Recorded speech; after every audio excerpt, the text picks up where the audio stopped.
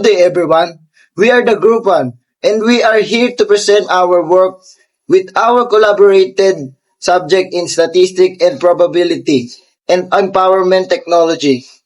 Our real life situation is number of guys who buy lilies every 1 hour in 7 hours. Dito sa ating Excel column A, lalagay natin ng X na nire-represent ang 7 hours.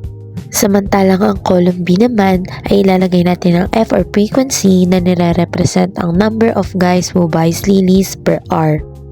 At ating i-adjust ang size ng column B para magkasya ang word. Sa ating column C naman ay ilalagay natin ng P of X. Sa ating column D naman, ilalagay natin ang X times P of X. Sa ating column E, ilalagay natin ang X minus mu. Sa ating column F naman, ilalagay natin ang open parenthesis X minus mu, close parenthesis squared. At sa ating huling column, ang G, ilalagay natin ang open parenthesis X minus mu, close parenthesis squared times P of X. Pagkatapos ay sa buong row mula column A hanggang G ay i-adjust natin ito at isa-center natin ito. Dito sa ating Excel, may kita natin na empty ito, kaya lalagyan natin ng numbers 1 to 7 dahil ang X natin ay nagre-represent ng hours na bumibili ang mga lalaki ng lilies sa buong 7 hours. Naman, or ang F nire-represent nito bilang isang mga lalaki na bumibili ng lilies kada isang oras sa loob ng 7 oras. Kaya ilagay natin ito at pagkatapos ay kunin natin sa admiration frequency, i-type natin ang sum B2 and B8 at ang ating kulaya ng red pagkatapos at enter.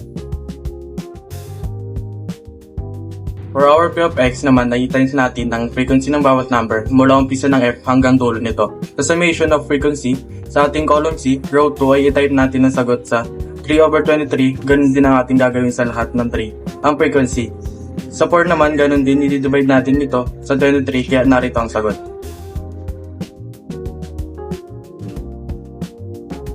Para sa ating X times P of X, sa row 2 ay column D ay itatype natin ang equals A2 times C2. Sa row 3, papalitan lang natin ang kanyang 2 ng 3. Parehas pa rin tayo ng itatype na code. Number lang ang ibahin. Sa row 4, ganun din hanggang row 8. Hanggang sa matapos sa last row o row 9 ay itatype natin ang equal sum open parenthesis D2 and D8 close parenthesis at enter. Tapos kukulayan natin ito ng red.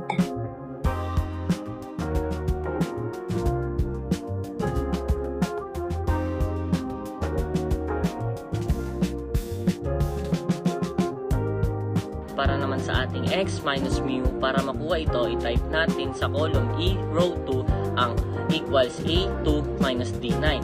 Sa row 3 naman ay equals A3 minus D9. Sa row 4, equals A4 minus D9. Sa row 5, equals A5 minus D9. Sa row 6 ay equals A6 minus D9. Sa row 7 ay equals A7 minus D9. Sa row 8 ay equals A8 minus D9. Ang pinagkaiba lang nila ay ang A at ang number nito. Dahil kinukuha natin ang sagot sa X at sa total ng X times P of X. Para naman sa ating open parenthesis X minus mu, close parenthesis squared, para makuha natin ang value nito sa Excel, ay need natin i-type ang E equal E2 asterisk E2 para sa row 2. Papalitan lang natin ng number ang nakalagay sa E, depende sa kung nasaang row na tayo at lalabas na ang ating sagot.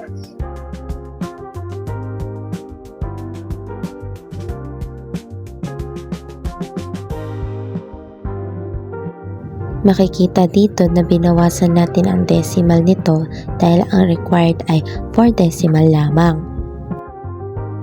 Para sa ating x minus mu squared times p of x, sa last ay ilalagay natin sa row 2 column G ang equals f2 asterisk c2 at enter para makuha kaagad ang sagot. Parehas pa rin ang ating gagawin. Papalitan lang natin ang mga number depende sa row ng ating sinusolve. At sa last row o row 8 bago kunin ang variance o total nito ay equals f8 asterisk c8.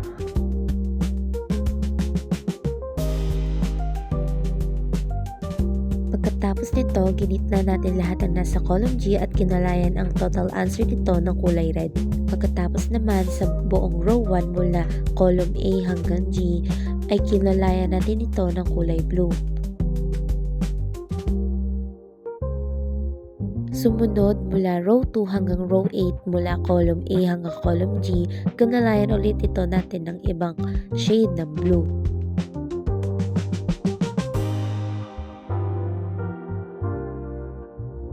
Dahil nawala ang mga linya nito, pupunta tayo sa borders at lalagyan natin ito ng borders para ma-identify natin ang pagkakaiwalay ng mga column. Ganun na rin sa mga naging total answer ng ibang column dito para hindi tayo malito. Mapapansin sa total ng open parenthesis x minus mu close parenthesis squared times p of x sa dulo nito sa may right side ay gumawa tayo ng another column at row. Nilagyan natin ito muli ng kulay para ma-identify ang pagkakaiba nito. Ngunit para saan nga ba ito? Para ito sa ating variance at standard deviation. Paano nga ba nakukuha ang standard deviation at ang ating variance? Ang variance po natin ay ang pinaka-total ng open parenthesis x minus mu close parenthesis squared times p of x. Makikita na ating in-adjust ang size ng column I para sa standard deviation para magkasya ito. I-type natin ang 4.0257 dahil ito ang ating variance. Square root lamang natin ang ating variance at makukuha na natin ang ating standard deviation at ito ay 2.0064 at ito na ang ating sagot. Atin lamang ang gitna ang column H at I para pumantay ito at dito na nagtatapos ang ating gawa.